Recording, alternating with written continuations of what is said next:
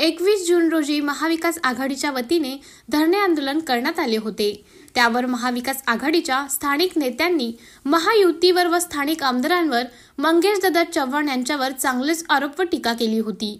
यावर आमचे सत्यकाम न्यूजचे प्रतिनिधी कल्पेश महाले यांनी संवाद साधला असता आमदार मंगेशदादा चव्हाण यांनी दिलेल्या प्रतिक्रिया आपण बघूयात।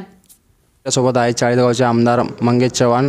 दादा, नुकतंच एक दिवसीय महाविकास आघाडीतर्फे धरणे आंदोलन चाळीसगावमध्ये झालं। यावेळी माजी आमदार माजी खासदार यांनी आपल्यावर वेगवेगळे आरोप केले आहेत, तर यावर आपली प्रतिक्रिया काय? आमदार खासदारांचं काम आहे की आरोप प्रत्यारोप करणं, त्यांच्याशिवाय त्यांची दुकान चालणार नाही।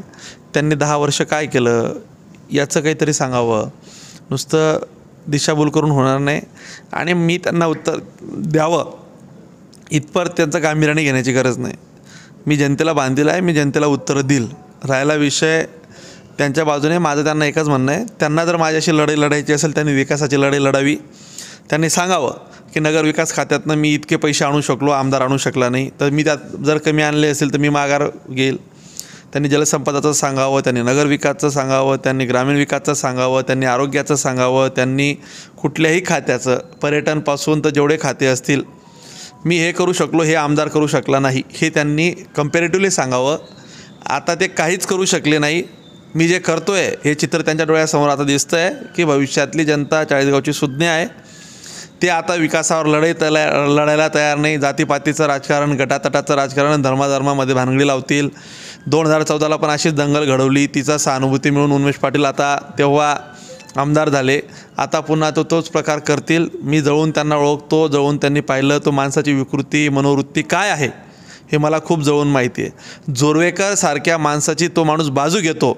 जोरवेकर काय आहे पूर्ण चाळीसगाव तालुक्याला माहिती आहे। जोरवेकरांची बाजू घेणे हे म्हणजे आता त्याला लगेच सामाजिक रंग देतील, 12 बलुतेदार वगैरे, ते उन्मेष पाटील हा पोपटपंची आहे। त्याला त्याचं काम करू द्या, त्याला खूप साऱ्या शुभेच्छा।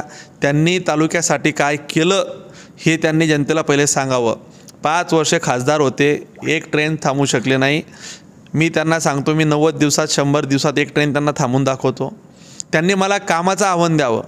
हे बाकीचे आव्हानं वगैरे काहीतरी लोकांचे भरकटवणं, काहीतरी दिशाभूल करणं, 10 वर्ष तो जनतेत राहिला नाही, त्यांनी लोकांना वेळ दिला नाही। ते मुंबईत असायचे तर लोकांना भेटायचे नाही, चाळीसगावला दिसले नाही, ते कुठे होते त्यांना विचारा, त्यांनी काय धंदे केले त्यांना विचारा। नसेल तर योग्य वेळ आल्यावर मीही सांगणारच आहे, पण मला पातळी सोडून राजकारण करायचं नाही। मला तालुक्याचं विकासाचं राजकारण करायचं आहे। मला विकासाच्या पलीकडे तुम्ही आता काहीच विचारू नका। धन्यवाद दादा। कॅमेरामॅनसह खुशाल भिडे, चाळीसगाव तालुका उपसंपादक कल्पेश महाले, सत्यकाम न्यूज, महाराष्ट्र।